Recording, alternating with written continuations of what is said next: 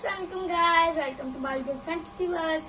मैं हूँ आप लोगों की अपनी नन्ही मुन्नी प्यारी सी बात का। आप लोग कैसे हैं? उम्मीद आप लोग ठीक होंगे।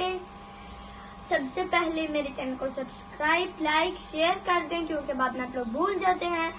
आज आप लोग सोच रहे होंगे कि मैंने ये यूनिफॉर्म क्यों पहना है। आज मैं आप लोगों को सिर्फ अहम ड्रामा की कुछ फनी एक्टिंग्स करके दिखाऊंगी।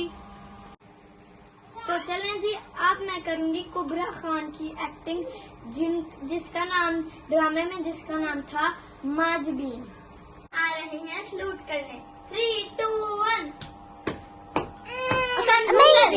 अब आ रही है मुबीन, जिनका ड्रामे में नाम था सिद्रा।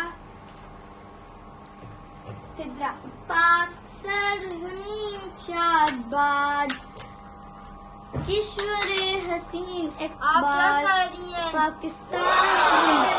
पढ़ी मम्मी ने बताया था, मैंने पीर बाबा से वजीफा लिया था कि अगर अब ये पढ़ूंगी तो सारी ट्रेनें खुद ब खुद हो जाएगी।